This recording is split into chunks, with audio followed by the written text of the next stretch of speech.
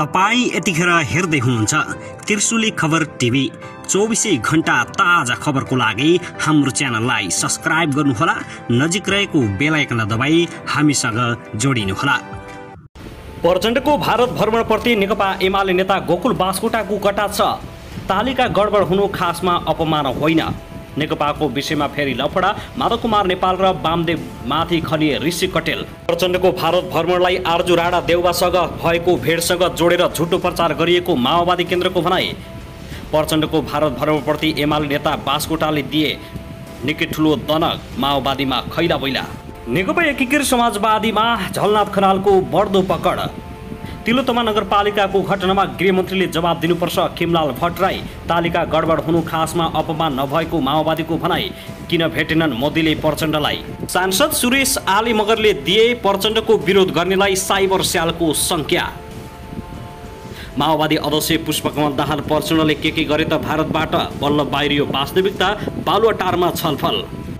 र नेकपा माओवादी केन्द्र अध्यक्ष पुष्पकमल दाहाल प्रचण्ड पहिलो प्रधानमन्त्री बन्ने रोडम्याप सहित नेपाल फर्किए। बालुवाटारमा छलफल। निर्वाचनपछि 100 सिट बढी काङ्ग्रेस, त्यसपछि माओवादी। प्रचण्डलाई प्रधानमन्त्री बनाउने प्रस्ताव। उता एकाएक 2वटा जहाज ठोक्किँदा यति धेरैको मृत्यु। अब हेर्नुहोस् पुरा समाचार।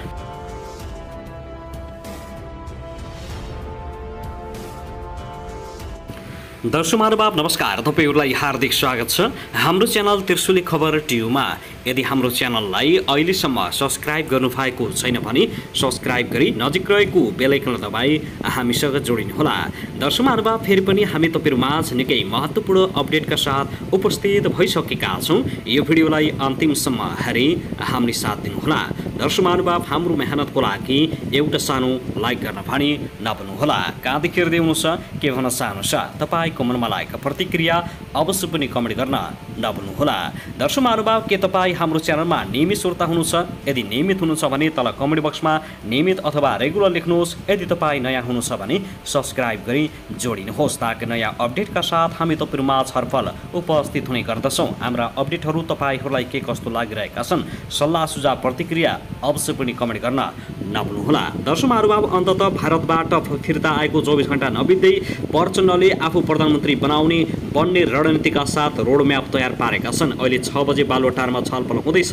सिट बाँडफाँड पछि मात्रै निर्वाचनमा जाने गठबन्धनले तयारी थालेको छ। नेकपा यसले भने 40वटा सिट नछोड्ने भनेको छ भने काङ्ग्रेसले 100वटा सिट नछोड्ने भनेको छ। यसै विषयलाई विवादमा लिएर माओवादीले अब प्रधानमन्त्रीको ताकेता गर्न थालेपछि देउबा ठुलो तनावमा परेका छन्। यो विषयमा पनि जानकारी दिनेछौँ, हामीसँग रहनुहोला, अन्तिमसम्म हेर्नुहोला। उता जहाज दुर्घटना हुँदा कतिजनाको मृत्यु भयो त यसबारे पनि जानकारी दिनेछौँ।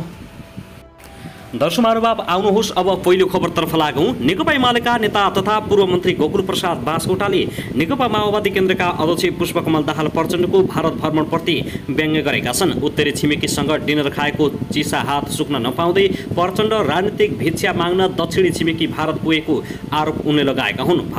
प्रचण्डको भारत भ्रमण असफल भएको उनको दाबी छ। उत्तरी छिमेकीसँग डिनर खाएको चिसो हात पनि सुक्न नपाउँदै राजनीतिक भिक्षा माग्न दक्षिणी छिमेक पुगेका पूर्व प्रधानमन्त्री पुष्पकमल दाहालले पाइजामा भेटबाट आरम्भ गरेको दौडको क्लाइमेक्स भेट बाटोमै कोल्याप्स भए पनि सफल रहेकोमा शङ्का रहेन। उनकै आग्रहमा भएको भ्रमणको तालिका गडबड हुनु खासमा अपमान होइन। सामाजिक सञ्जाल ट्विटरमा बास्कोटाले व्यङ्ग्य गर्दै लेखेका छन्। भारतको 3 दिने भ्रमण सम्पन्न गरी प्रचण्ड हिजो आइतबार मात्रै स्वदेश फर्किएका थिए। भारतीय प्रधानमन्त्री नरेन्द्र मोदीले भेटवार्ताको लागि समय नदिएपछि प्रचण्डले भारतीय विदेश मन्त्री र भारतीय जनता पार्टीका अध्यक्षलाई भेटेर फर्किएका छन्। नेपाल फर्केपछि त्रिभुवन अन्तर्राष्ट्रिय विमानस्थलमा पत्रकारहरूसँग संक्षिप्त कुराकानी गर्दै प्रचण्डले आफ्नो भारत भ्रमण सफल भएको दावी गरे तापनि सफल नभएको एमालेले बताएको छ। दर्शक महानुभाव, त्यसैगरी नेपाल कम्युनिस्ट पार्टी नेकपा र सोनामको पार्टीमा फेरि लफडा सुरु भएको छ।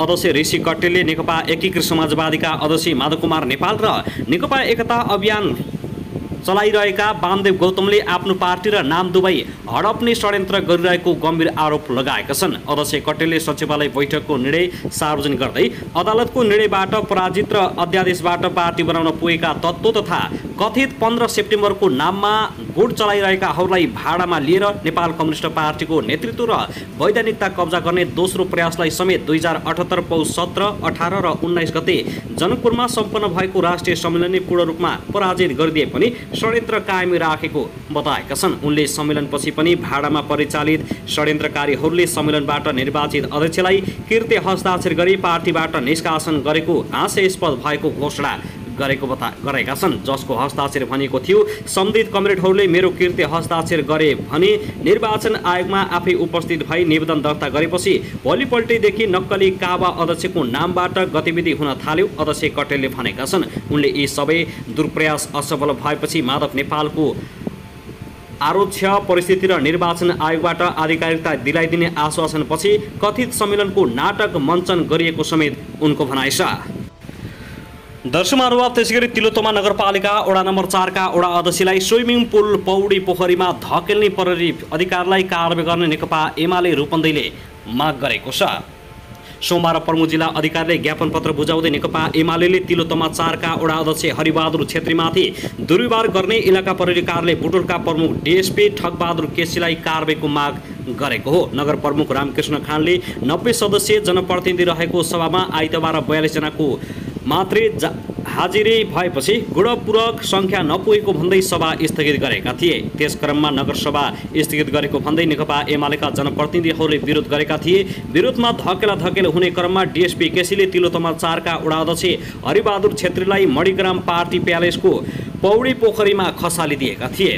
बैठक स्थगित भएपछि नगर प्रमुख खाँड भएको हलमा पुगेका प्रमुख प्रशासकीय जीवन गेवाललाई हलबाट बाहिर निस्कन नदिई विरोध सुरु गरिसके प्रहरी प्रशासनबाट एसपी सहितको टोली सो स्थानमा आएको थियो। गेवाललाई हलबाट निकालिएपछि रोक्न पुगेका एमालेका वडा अध्यक्ष छेत्रीलाई प्रहरीले स्विमिङ पुलमा फालिदिएको हो। सो घटनाको भर्त्सना गर्दै नेकपा एमालेका नेताहरूले डीएसपी केसी र नगरपालिकाका प्रमुख प्रशासकीय अधिकृत गेवाललाई कारबाही गर्न प्रमुख जिल्ला अधिकारी समक्ष माग गरेका हुन्। यसैबीच युवा सङ्घ नेपालले रूपन्देहीको तिलोत्तमा नगरपालिकाको चौथो नगरसभा स्थगन तथा वडा अध्यक्षलाई पोखरामा फाल्ने डीएसपीलाई कारबाहीको माग गर्दै विरोध प्रदर्शन गरेको छ। डीएसपी केसीलाई तत्काल कारबाहीको माग गर्दै युवा सङ्घ नेपालले सोमबार रूपन्देहीमा विरोध प्रदर्शन गरेको हो। सङ्घका केन्द्रीय अध्यक्ष सुमन पुरीले गृहमन्त्री बालकृष्ण खाँडले भाइ रामकृष्ण खाँडको आग्रहमा पदको दुरुपयोग गरी नेकपा एमालेका जनप्रतिनिधिमाथि ज्यादती गरेको आरोप लगाएका छन्। डीएसपी केसीलाई तत्काल कारबाही गर्न र नगरसभा सञ्चालन गर्न माग गर्दै उनीहरूले आफूहरूको माग सम्बोधन नभई युवा सङ्घले कारबाही गर्ने चेतावनी दिएका हुन्। साथै यता भने नेकपा एमालेका उपमहासचिव प्रदीप कुमार गेवालले कालो धनलाई सेतो बनाउन गभर्नरमाथि बारम्बार हमला भइरहेको आरोप लगाएका छन्। सोमबार काठमाडौँमा नेकपा एमालेको उपभोक्ता हित संरक्षण सुशासन विभागले आयोजना गरेको उपभोक्ताको दृष्टिमा गठबन्धन सरकारको 1 वर्ष विषय अन्तर्क्रिया कार्यक्रमलाई सम्बोधन गर्दै उनले यस्तो बताएका हुन्। उपमहासचिव गेवालले अहिले गभर्नरमाथि लगाएका लालछना बहाना मात्रै रहेको उल्लेख गरेका छन्। अर्को खतरनाक स्थिति कालो धनलाई सेतो बनाउने प्रयासहरू भए अहिले गभर्नरमाथिको हमला त्यही त हो, उनले आक्रोश हुँदै सबैका अगाडि भनेका छन्। स्रोत देखाउन सक्दैनन्। 17-18 वटा फेक कम्पनीहरू छन्। अमेरिकामा सोध्दा ती कम्पनीहरूको कुनै पनि महत्त्व छैन। यो स्रोत गलत हो भन्छ मन्त्रीजीले तोक लगाउनुहुन्छ। त्यो धनलाई तुरुन्त फुकुवा गर्नु, त्यो धन नमाने बापत राष्ट्र ब्याङ्कमाथि हमला भएको हो। अहिले बनाइएका सबै बहाना भन्ने कुरा मात्रै हुन्। आर्थिक हिसाबले पनि कुशासन र दुर्घटनाको बाटोतिर मुलुक गइरहेको गेवालले बताएका छन्। बनावटी रूपमा मूल्यवृद्धि गर्दा आम जनताको चुलो बल्न नसकेको, बिहान बेलुका छाक टार्न गाह्रो भएको गेवालले बताएका छन्। दर्शकबिन त्यसैगरी आउनुहोस् अब अर्को दुःखद घटनातर्फ लागौँ। अमेरिकाको लस वेगसमा जहाज दुर्घटना हुँदा 4 जनाको मृत्यु भएको छ। लस वेगसको दक्षिणी क्षेत्रमा रहेको विमानस्थलमा स्थानीय समयअनुसार आइतबार मध्याह 12 बजे 2 जहाज आपसमा ठोकिएर दुर्घटना भएको बताइएको छ। सीबीएस न्यूजका अनुसार पाइपर PA-46 कलसाइन भएको जहाज र सेस्ना 172 जहाज आपसमा ठोकिँदा दुर्घटना भएको हो। दुर्घटनापछि PA-46 जहाज धावन मार्गमा बजारिएको थियो भने सेस्ना 172 नजिकैको पोखरीमा खसेको थियो। दुवै जहाजमा 2 जना सवार थिए। दुर्घटनाको विषयमा उडान प्राधिकरणले अनुसन्धान गरिरहेको छ। ती दुवै जनाको गरी 4 जनाको मृत्यु भएको छ।